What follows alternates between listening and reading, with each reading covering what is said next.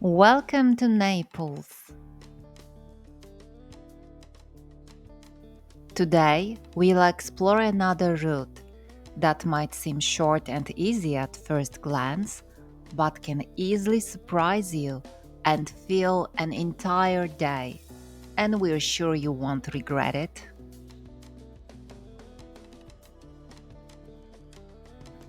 We're returning to Naples Historic Center, a vast open-air museum. We'll wander along another of the city's major Roman decumani, a street that splits Naples into two halves like an axis.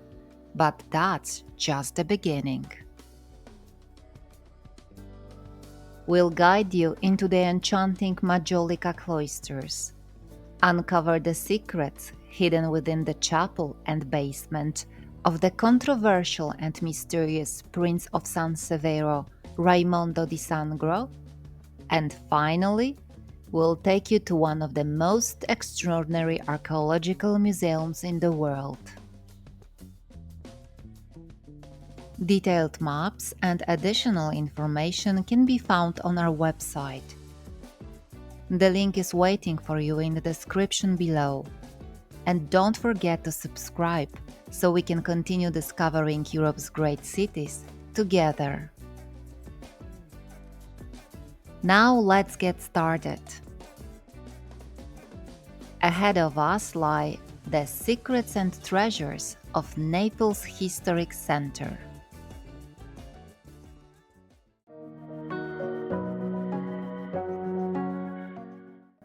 Our walk begins near the Duomo metro station, from which we stepped directly onto the circular Piazza Nicola Amore, also known as the Square of the Four Palaces. This square is named after a prominent mayor of Naples who implemented bold urban changes during the city's significant redevelopment in the latter half of the 19th century, known as Risanamento or Restoration to Health. To make space for new thoroughfares, numerous buildings were demolished, resulting in the creation of Corso Umberto, which leads directly to the square.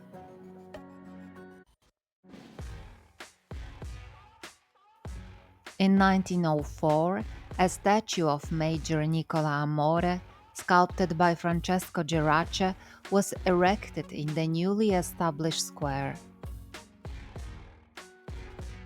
However, by 1938, the statue had been relocated to Piazza della Vittoria to ensure an unobstructed passage for Adolf Hitler, who traveled through the city on May 5, 1938, heading to the naval base in the Gulf of Naples.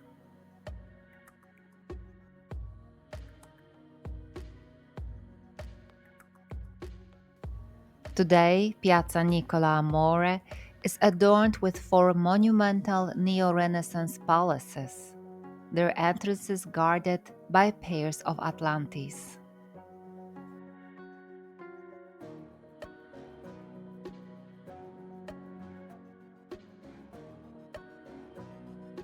From the square, we proceed along Via Duomo, the street leading toward the cathedral housing the relics of San Gennarius, which we previously visited during our first walk. The link to that video is in the description.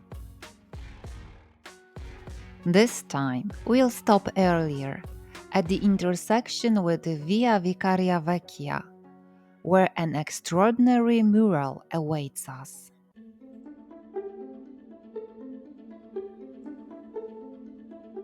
You can't miss it. The huge mural portrays Diego Maradona, an almost sacred figure in Naples. The Argentine footballer captured the hearts of locals in the 1980s, when, after transferring to SSC Napoli in 1984, he led the team to historic victories, including two Serie A championships in 1987 and 1990.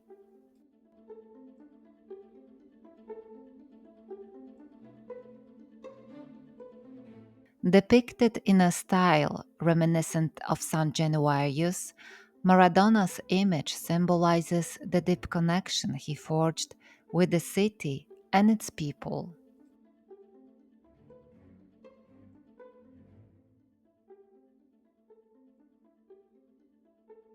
Murals started appearing extensively in Naples in the 1990s, flourishing especially in the 21st century. Initially associated with social protest, they evolved into tools of revitalization and artistic expression. Today, murals are an essential part of the city's culture, beautifying public spaces and reflecting its spirit. Many are created through social projects, transforming the appearance of disadvantaged neighborhoods. Notably famous are the murals found in Quartieri Spagnoli, Sannita, and on the outskirts of the city, attracting tourists and street art enthusiasts alike.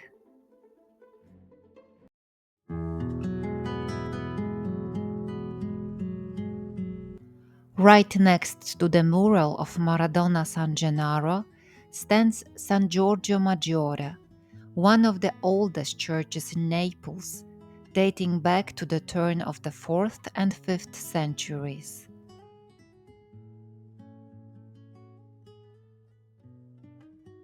Throughout the Middle Ages, it was one of the city's four main parishes. When entering, you might notice something unusual. The current entrance was once the apse. After a fire in 1640, architect Cosimo Fanzago reoriented the church, changing its alignment to north-south.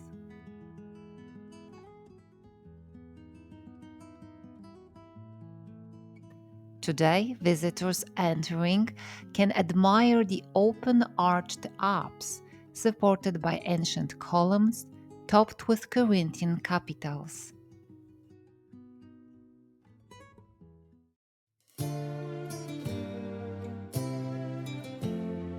We continue on to Spacca Napoli, one of Naples' most distinctive streets. Its name literally means splitting Naples, as it runs nearly perfectly straight through the historic center, dividing it into two parts. Initially, the street extended only from Via Duomo to Piazza San Domenico Maggiore, but during Roman times it was extended to Piazza del Gesù Nuovo, and in the 16th century, Viceroy Don Pedro de Toledo further extended it to the boundaries of the Spanish Quarter.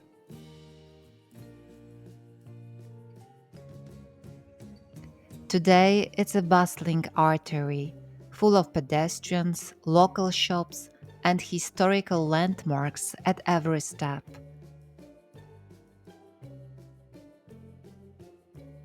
We join Spacca Napoli at Via Duomo, turning left. Although the street isn't entirely pedestrianized, foot traffic dominates.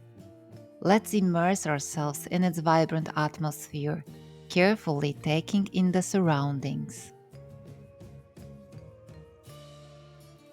Our first stop is Largo Corpo di Napoli, the square of the body of Naples. The name references a statue here, depicting the Nile god.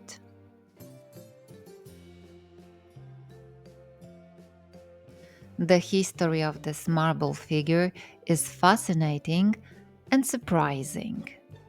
Originally, from the turn of the 2nd and 3rd centuries, it was placed here by Egyptian merchants from Alexandria as a symbol of their homeland. However, the statue was lost in the Middle Ages and only rediscovered in the 15th century during a revival of interest in classical antiquity, unfortunately, without its head.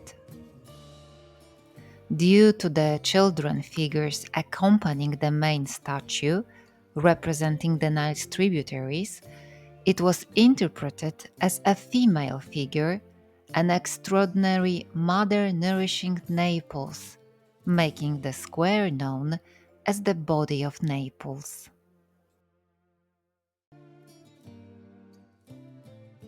Imagine the surprise on locals' faces when in the 17th century the statue's missing head was found and reunited with the body, revealing that the nurturing mother was actually a bearded man. Today's statue is largely the result of extensive restoration. It depicts an elderly bearded man reclining on river waves, his feet originally resting on a crocodile, a symbol of Egypt. In his left hand, he holds a cornucopia, and his right hand rests on a sphinx, with the only original Puto climbing onto his chest.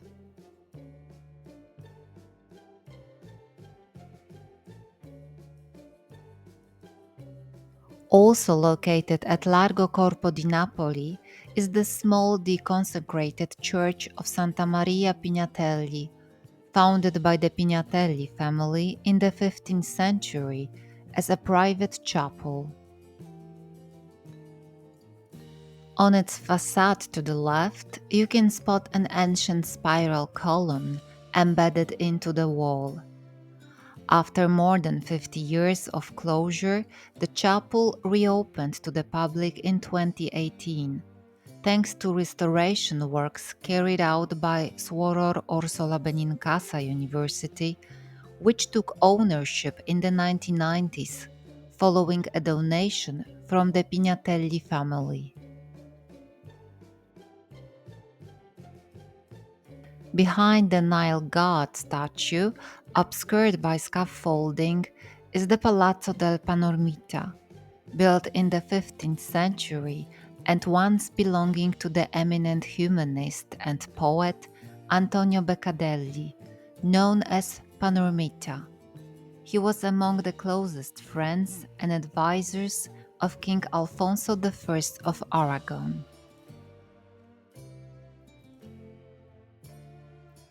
We continue our walk to the nearby church of Sant'Angelo ai Nilo.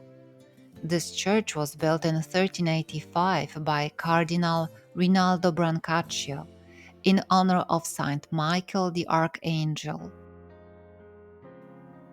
In the 18th century, it underwent renovation by architect Guglielmelli. Commonly known as the Brancaccio Chapel, the church served as the private worship space of the Brancaccio family.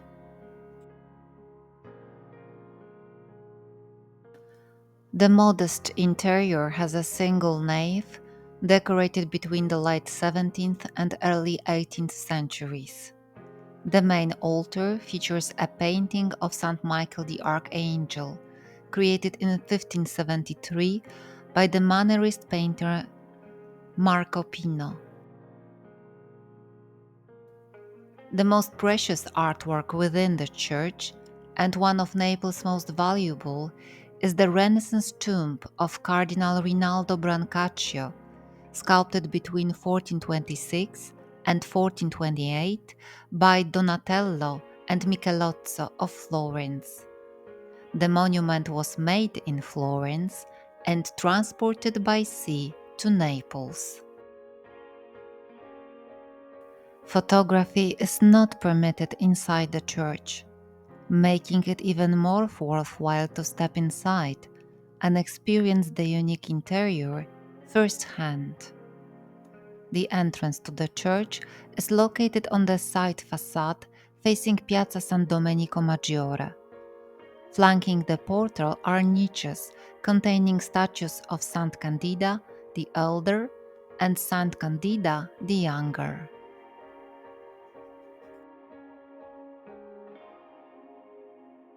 Continuing our walk, we arrive at Piazza San Domenico Maggiore, named after the church that stands here.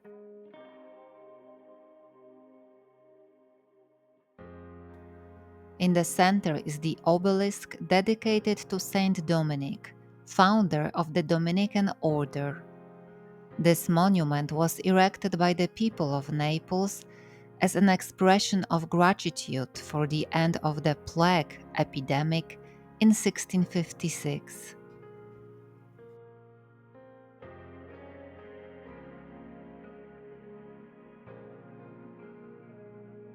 Initially, the Dominicans commissioned architect Cosimo Fanzago, who designed a pyramid-shaped structure with three tiers.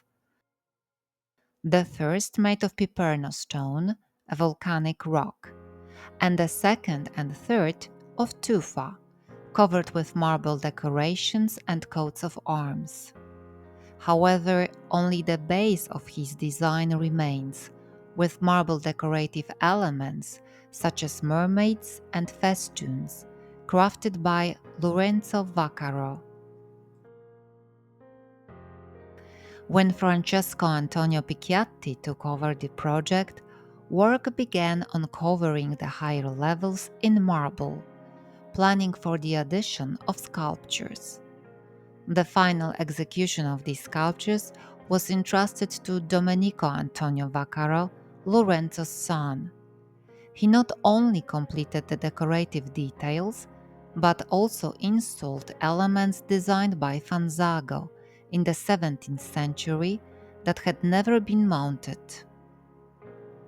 These include coats of arms of Naples, the Dominican order, the Spanish kings, and the Aragonese viceroys, along with putti at the corners, busts of Dominican scholars, and medallions of saints.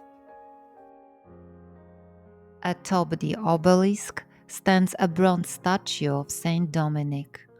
Though created based on a model left by Vaccaro, the sculptor remains unknown, identified only as an 18th century artist.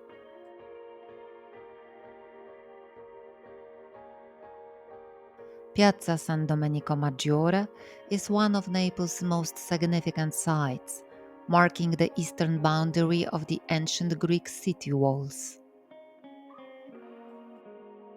Commissioned by Alfonso I of Naples, the square has served various roles over the centuries, from political and commercial to esoteric, given its proximity to the San Severo Chapel, which we will visit later.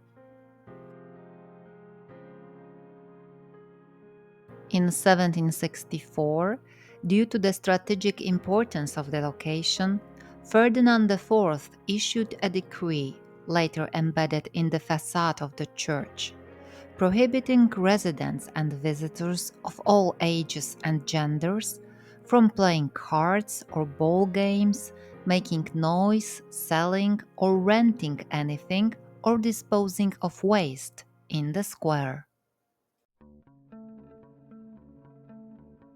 The square is also home to the famous Neapolitan pastry shop Scaturchio, renowned for its ministeriale pralines, dark chocolate medallions filled with a creamy liquor center. This delicacy was created in the 1920s by confectioner Francesco Scaturchio as a tribute to Anna Fouget. Its popularity led the pastry chef to pursue recognition as a supplier to the royal court, requiring a lengthy bureaucratic process through various ministries, hence the praline's name, ministerial.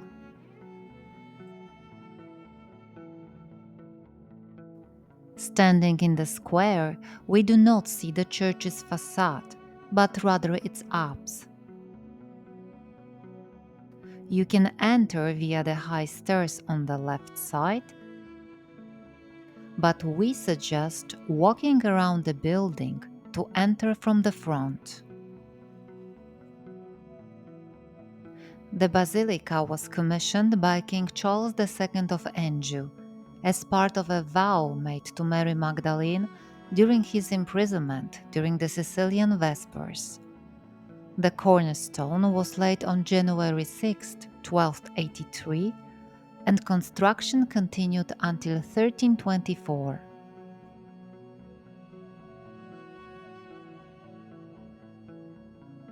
French architects Pierre de Chaulnes and Pierre d'Angicourt oversaw the final phase of the building process.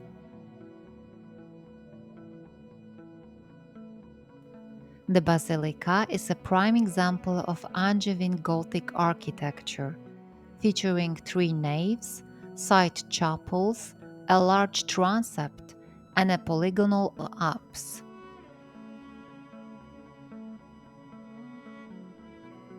It was constructed in the opposite direction of the earlier church.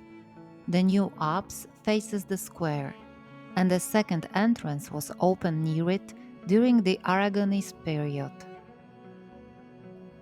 Over the centuries, numerous renovations altered the original structure and obscured many of its Gothic features.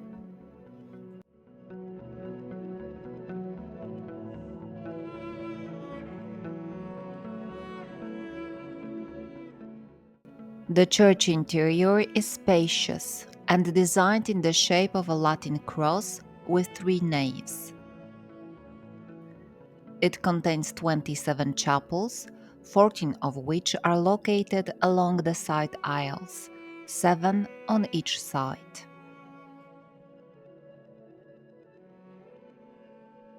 The adjacent monastery hosted many distinguished thinkers, including philosophers like Giovanni Pontano, Giordano Bruno. Saint Thomas Aquinas also taught here, and his cell remains intact and open to visitors today. It includes a small chapel, relics of the saint, and several historical books. On an exterior wall beside the cell, there is an engraving indicating St. Thomas' compensation for his teachings: 1 ounce of gold per month. Another notable area to explore is the sacristy of San Domenico Maggiore Church. A spacious rectangular room decorated with 18th century Baroque elements designed by Giovanni Battista Naucleria. Among its key features is the ceiling fresco Triumph of Faith over Dominican Heresy by Francesco Solimena.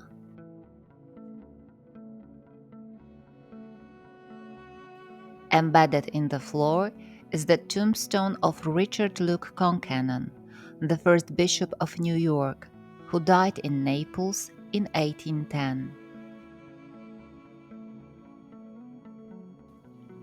Surrounding the ceiling on a balcony are 45 coffins containing the embalmed remains of royalty and nobility, primarily from the Aragonese dynasty. This collection is unique in Italy, notable not only for the aged and exceptional preservation of the bodies, but also because it includes historically significant figures such as King Ferrante I and Ferrante II of Aragon, and Isabella of Aragon, Duchess of Milan, and mother of Queen Bona of Poland. Adjacent to the sacristy is the treasury, housing precious liturgical objects and vestments connecting to the monastery's history, including the original gown of Isabella of Aragon.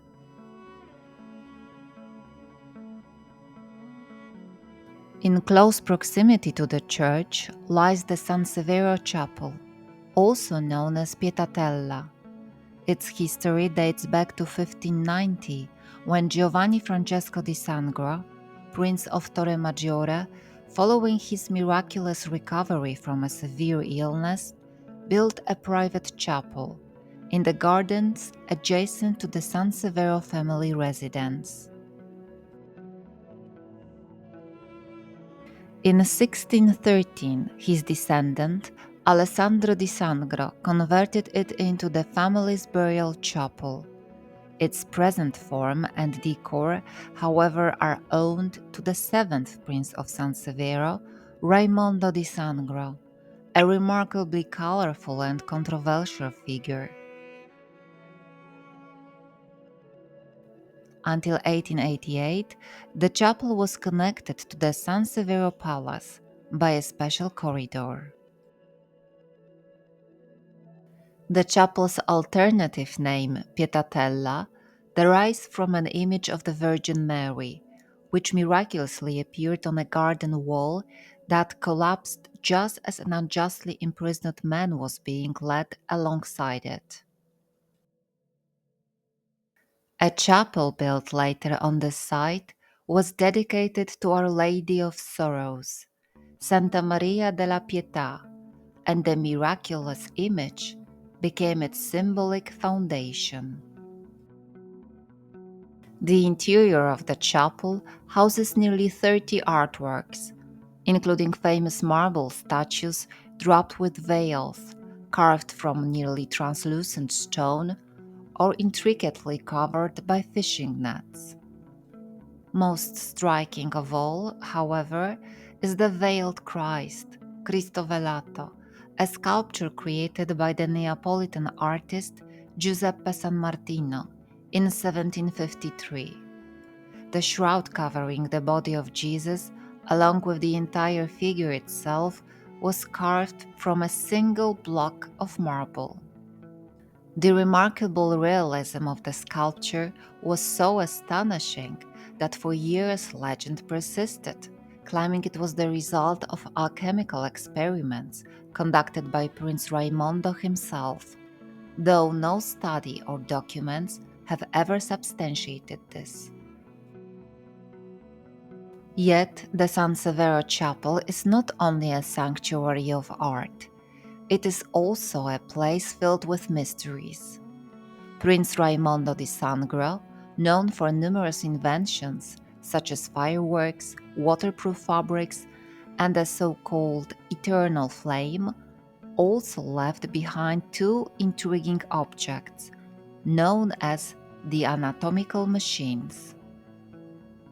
Located in the chapel's underground chamber, they depict the skeletons of a woman and a man, with their circulatory systems perfectly preserved. The methods behind their creation continue to provoke fascination and controversy to this day.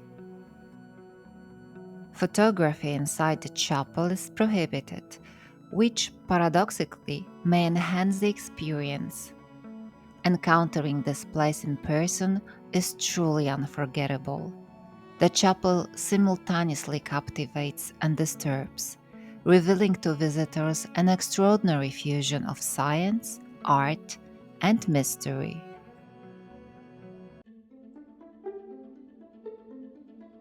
We continue our walk and return to our street Spacca Napoli, which splits historic Naples in half.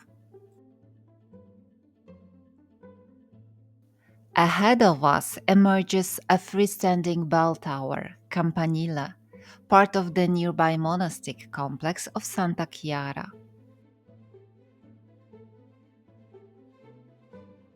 Its construction, carried out intermittently, lasted nearly 300 years. Work began as early as 1338, but halted due to lack of funding following the death of King Robert of Anjou. Construction resumed at the beginning of the 15th century, only to have the bell tower almost entirely collapse after an earthquake in 1456, leaving only its marble base intact. The current Baroque version, completed around 1604, is what we see today. The tower has a square plan, divided into three tiers separated by marble cornices, though the original design likely included at least 5 floors. The lower level is clad in stone blocks, while the two upper levels are brick, featuring marble pilasters, Tuscan on the lower and Ionic on the upper part. Between the pedestal and the first level are four Angevin inscriptions, arranged on each side of the bell tower. In large Gothic letters, they recount the history of the basilica's construction between 1310 and 1340.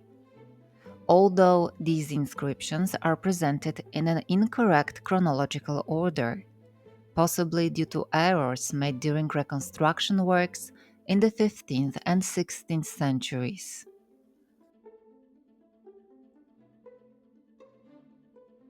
Only the bottom part of the original 14th century tower remains, while the upper sections were rebuilt during later renovations, culminating in the final reconstruction by engineer Constantino Avallone in 1604. The original intended height of the tower remains uncertain. Some theories suggest that its upper levels were removed during popular uprisings in the latter half of the 17th century. At that time, the Spanish army often occupied towers with heavy artillery, and it's possible that upper levels were demolished by military forces. Inside, spiral stairs lead to the rooftop. The story of one of the bell ringers from the monastery of Santa Chiara was described by Gustav Herling Grudziński in his last short story, A Toll for the Bell Ringer. The Polish writer lived in Naples from 1955 until his death in 2000.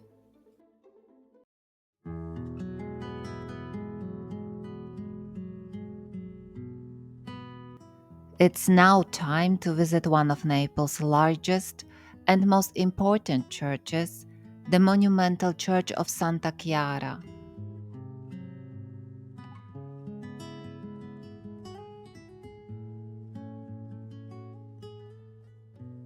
This remarkable place is notable not only for its size, but also for its fascinating yet tragic history. The construction of the church, intended to serve as a royal burial site, lasted from 1310 to 1328, and it opened to the faithful in 1340. The founders were King Robert of Anjou, also known as Robert of Naples, and his second wife, Sancha of Majorca. Initially dedicated to the Holy Body of Christ, commemorating the Eucharistic miracle of Bolsena in 1264, the church eventually took its current name, Santa Chiara, due to the large community of Poor Clare nuns residing there.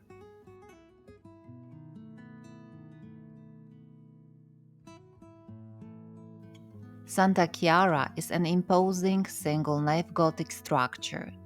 In the 17th century, its interior was richly decorated in Baroque style by Domenico Antonio Vaccaro.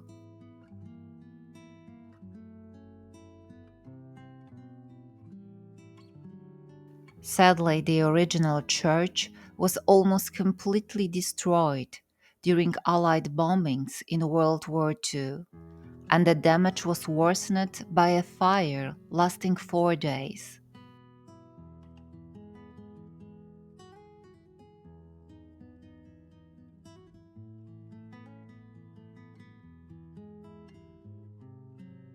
The present building is a post-war reconstruction completed in 1953, aiming to restore the church to its presumed original appearance.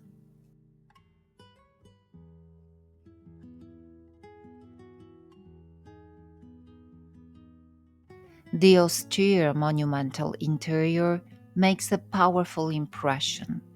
The nave measures 269 feet in length, approximately 426 feet including the choir, nearly 131 feet in width, and exceeds 147 feet in height, about the height of St. Peter's Basilica dome in Vatican City.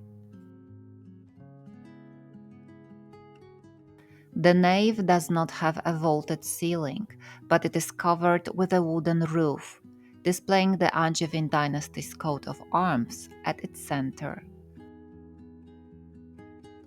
A unique architectural feature is that the side chapels are integrated into the main rectangular structure of the building, without a clearly separated presbytery.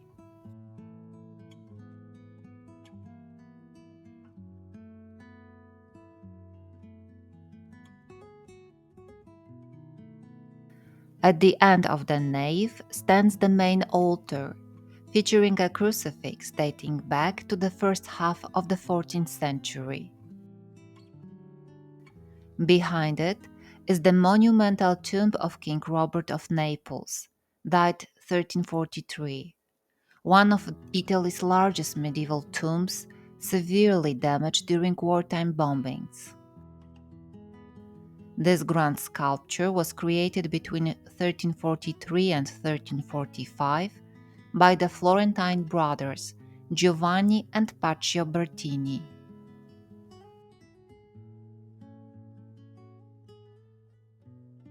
On either side of Robert the Wise's tomb are two smaller tombs.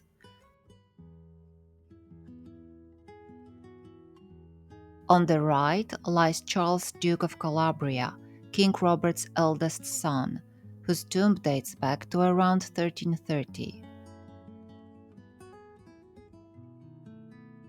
On the left is the tomb of Maria of Durazzo, died 1366, granddaughter of Robert and sister to Queen Joanna I.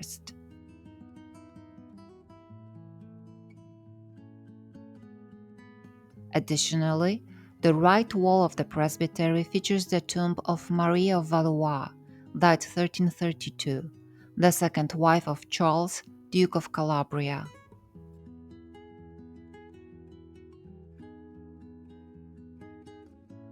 Surrounding the main nave are side chapels, serving as burial chapels for members of royal and noble families who died between the 14th and 17th centuries.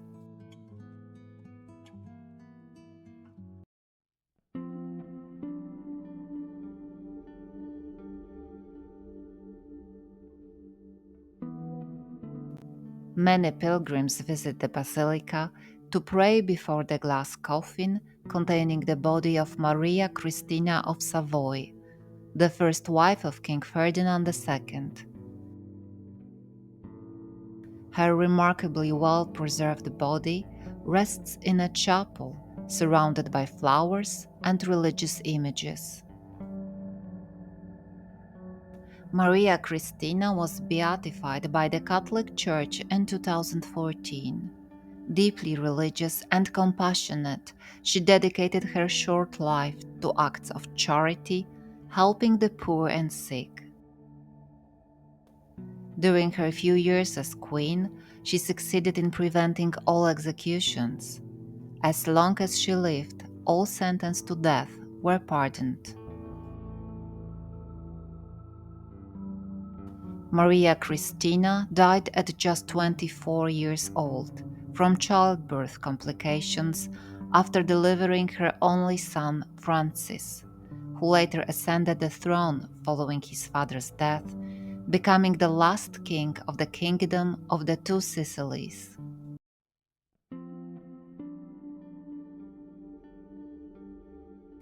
In the last of the side chapels rests Salvo d'Acquisto, a young Italian carabinier renowned for his extraordinary bravery during World War II.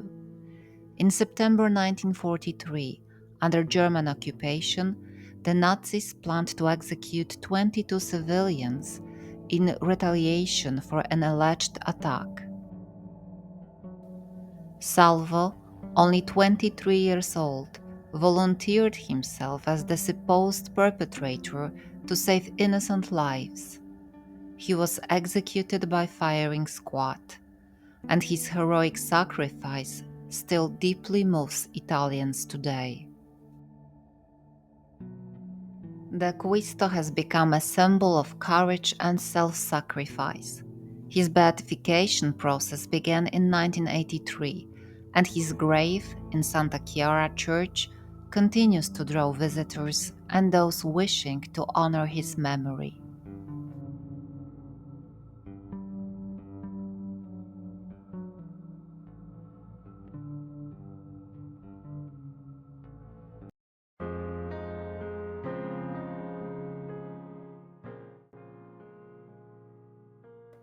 After visiting the church interior, it's worthwhile to head to the monastery courtyard and the museum dedicated to the history of the Santa Chiara complex.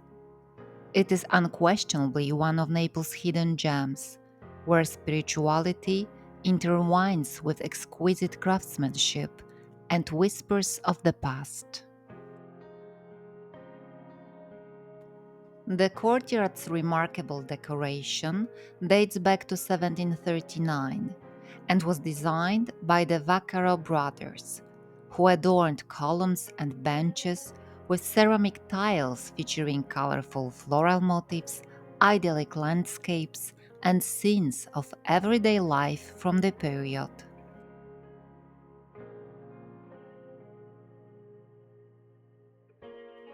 These characteristic hand-painted majolica tiles blend elements of folk style with the elegance of the late Baroque, creating a vibrant yet contemplative space. Two pathways, lined with painted ceramics, intersect the garden, dividing the courtyard into four sections. Octagonal columns, long rows of ceramic benches, and orange trees planted among them imbue the area with tranquility, brightness, and Mediterranean joy. In the cloisters surrounding the courtyard, 17th century fresco depicts scenes from the lives of saints, allegories of virtues, and biblical stories from the Old Testament. The adjacent museum displays fragments of original sculptures, ornaments, and decorations from Santa Chiara Church, recovered from the ruins following World War II bombings.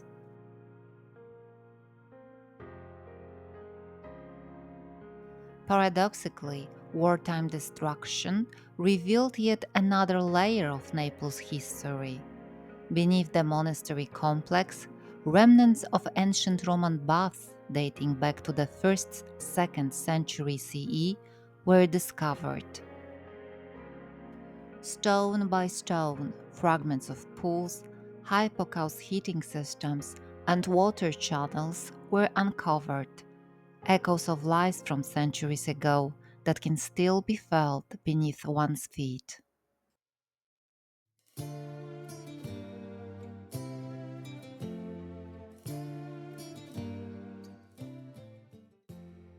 The monastic complex of Santa Chiara faces the vast Piazza del Gesù Nuovo, named after the Jesuit church located there.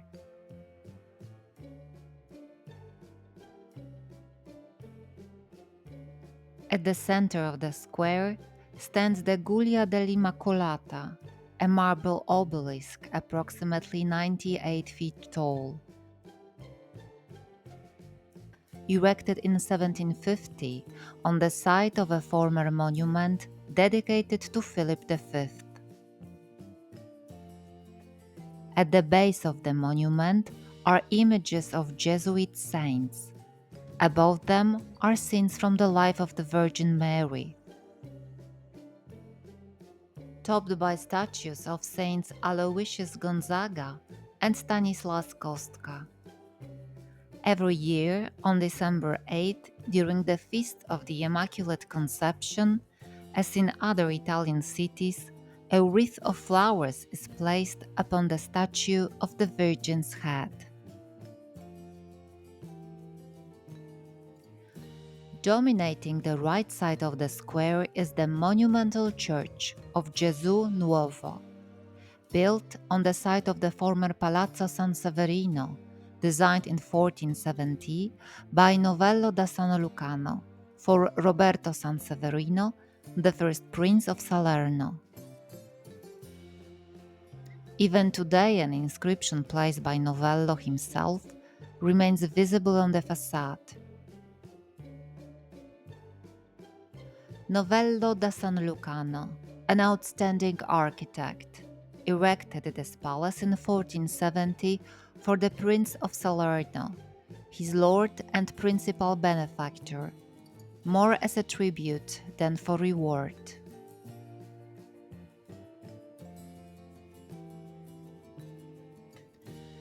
After a conflict with the Aragonese court, Roberto's son, Antonello, participated in the Baron's conspiracy in 1485, leading to the confiscation of the family's property.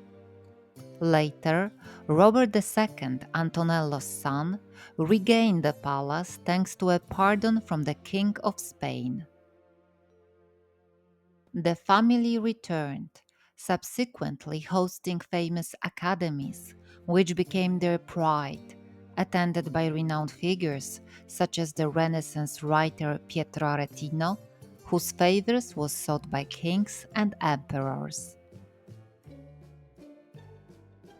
Under Ferrante Sanseverino, Robert's II son, the palace was famous for its beautiful interiors, frescoes, and magnificent gardens.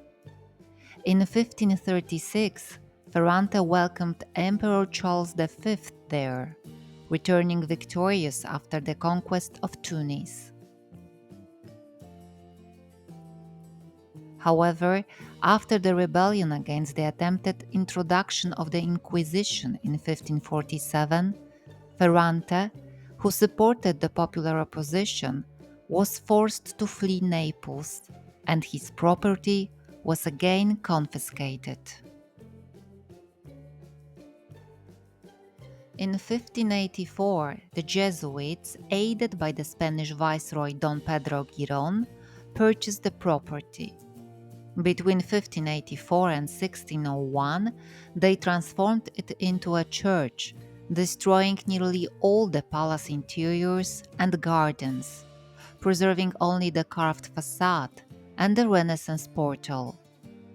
The church was consecrated on October 7, 1601, and dedicated to the Immaculate Virgin Mary, patroness of Viceroy Don Pedro Giron's family, who was credited for mediating the sale of the old palace to the Jesuits.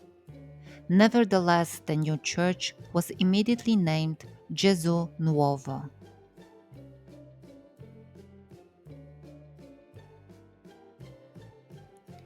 In 1695, the portal was enhanced with columns, a broken pediment, angel statues, and a Jesuit coat of arms. After the expulsion of the Jesuits in 1767, the church was transferred to the Reformed Franciscans. The Jesuits regained and lost control several times, ultimately returning permanently in 1900.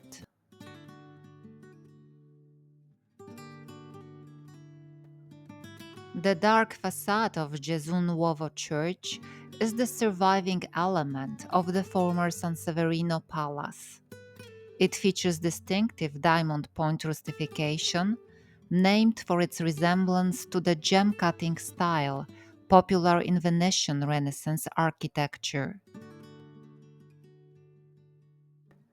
The church's interior, built on a Greek cross plan with a slightly elongated main arm, is exceptionally rich.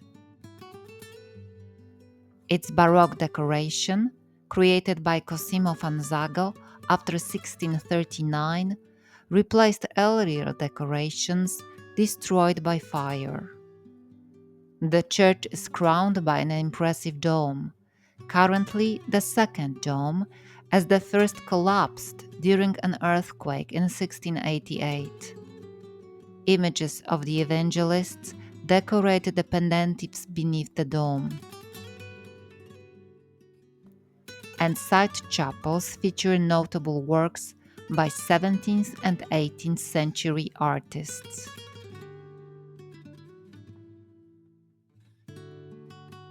The high marble altar in the presbytery is separated from the main nave by a 19th century alabaster balustrade. The main altar itself, dedicated to the Immaculate Conception, was completed by Jesuit artist Ercole Giuseppe Grossi on December 8, 1857.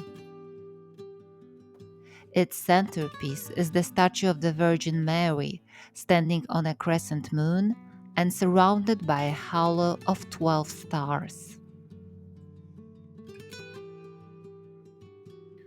During World War II, Gesù Nouveau Church suffered significant damage from bombing raids on Naples.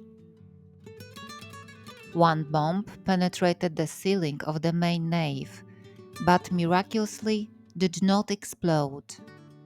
Today it remains on display in a side room dedicated to Saint Giuseppe Moscati.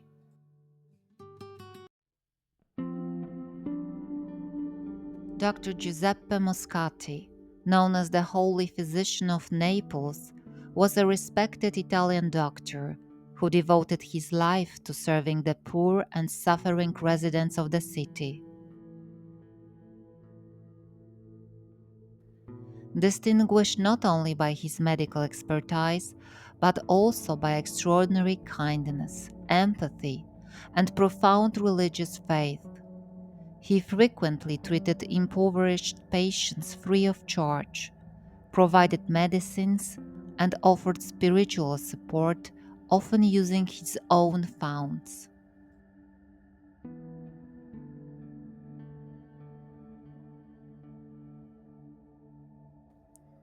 After his death, the room where he tirelessly received patients, assisted by his sister, was relocated from his home to the church. By his desk still lies a hut bearing the inscription, "Those who have money, please leave some. Those who do not, please take some." Behind the desk is the chair on which the tireless doctor briefly rested on April 12, 1927, at 3 p.m., when his heart stopped.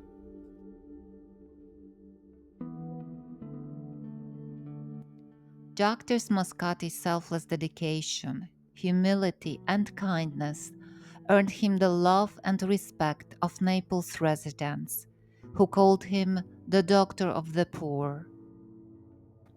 After his death, numerous testimonies of miracles and healings attributed to his intercession soon emerged.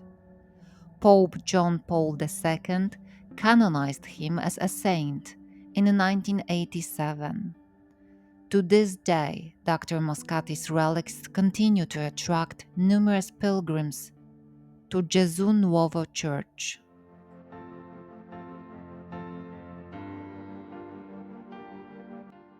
Leaving the Gesù Nuovo Church, we also conclude the main part of our walk along the ancient Roman street, or the Cumanus, known today as Spacca Napoli.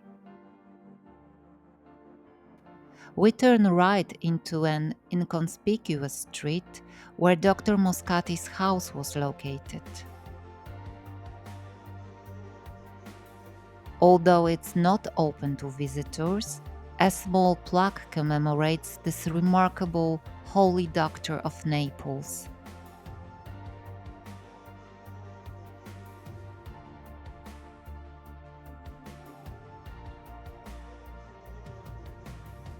We continue our walk toward the Archaeological Museum, passing by Piazza Dante, which we described in our first Naples walking tour. The link to that route will also appear on the screen.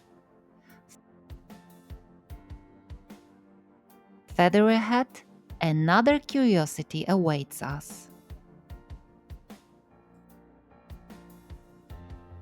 We hope you enjoyed the Galleria Umberto I, visited during our second walking tour.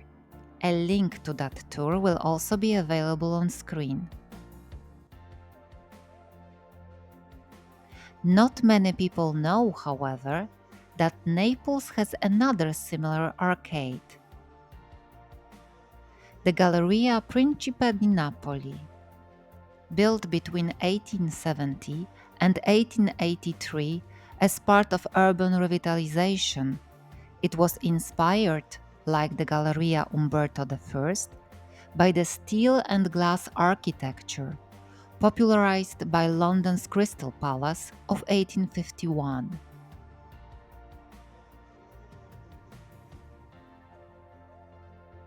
Despite this, Galleria Principe di Napoli remained overshadowed by Galleria Umberto I and never achieved the anticipated commercial success. The gallery consists of three wings, each ending with exits featuring staircases of varying lengths, adapted to accommodate the differences in street elevation. A fourth wing was initially planned but ultimately abandoned due to the adjacent church of Santa Maria di Costantinopoli. Although the gallery never became the commercial hub initially envisioned, it now primarily houses city administration offices. Once these offices close, the gallery becomes virtually silent, except for tourists like us today passing through on their way to the Archaeological Museum.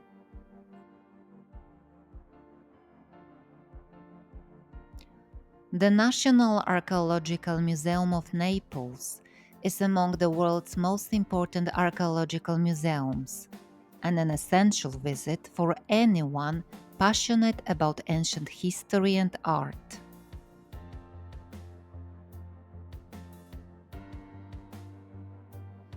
Opened in 1816, it occupies an imposing 16th century building that originally served as military barracks.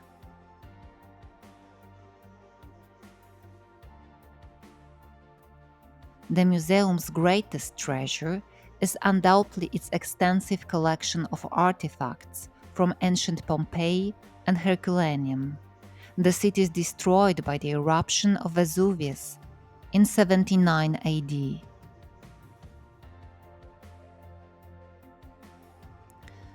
Thanks to their preservation beneath volcanic ash, we can admire exceptional mosaics, frescoes, and numerous everyday objects once used by the region's ancient inhabitants.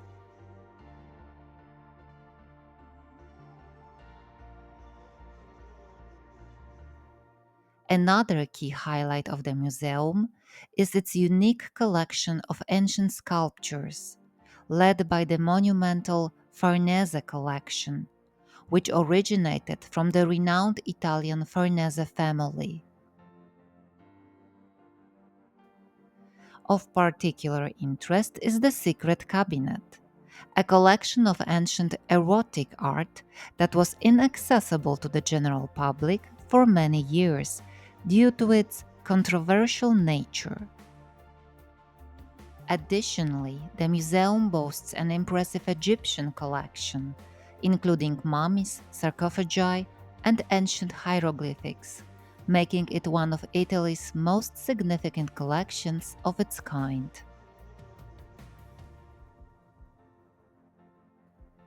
Visiting this museum is a true pleasure, with the exhibits thoughtfully arranged to present the captivating history of the ancient world clearly and engagingly. We recommend setting aside another 2-3 hours or even more if you have the time.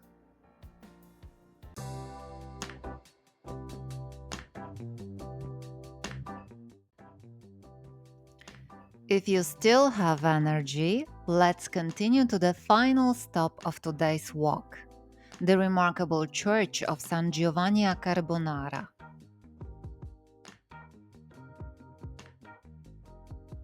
But along the way, it's worth pausing at one of Naples' most intriguing ancient city gates, Porta San Gennaro.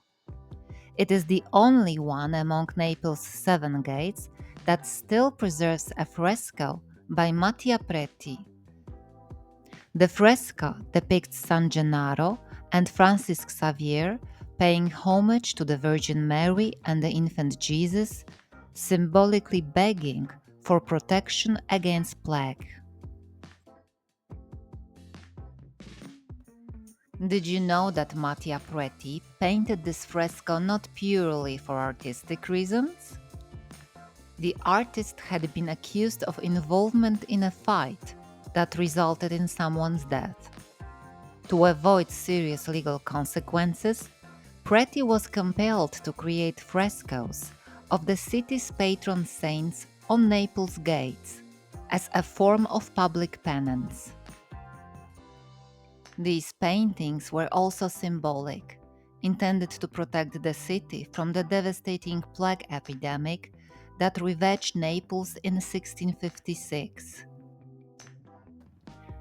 Paradoxically, these dramatic events brought Preti fame, establishing him as one of the most respected artists of Baroque Naples.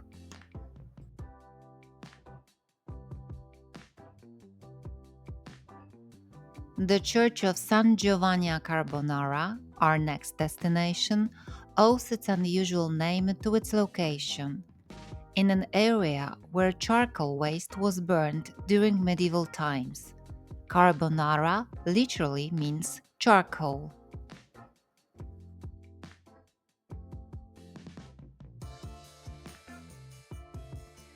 The monastery and church were founded by Augustinian monks in 1343, but their construction was completed thanks to King Ladislaus of Anjou, who in 1414 designated the church as a royal mausoleum. The king himself is buried in a monumental Gothic tomb behind the main altar, one of the masterpieces of late Gothic funerary art in southern Italy.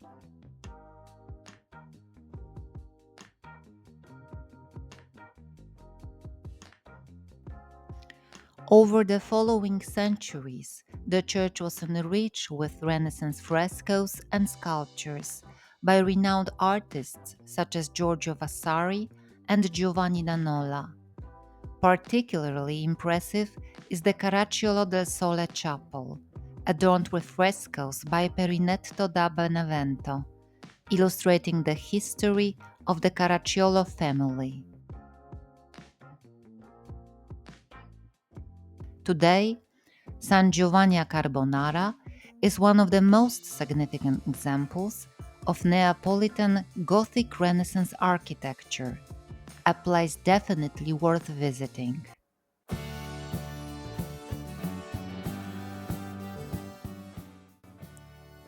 Thank you for joining us on this special walk through the historic heart of Naples.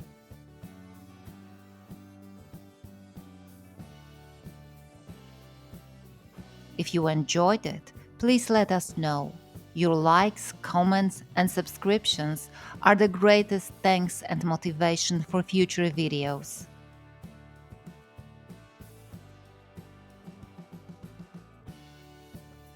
Naples is a magical city, filled with fascinating stories, remarkable places, and wonderful people. We're delighted to share our favorite paths with you and hope they'll inspire your own unforgettable journeys. See you soon!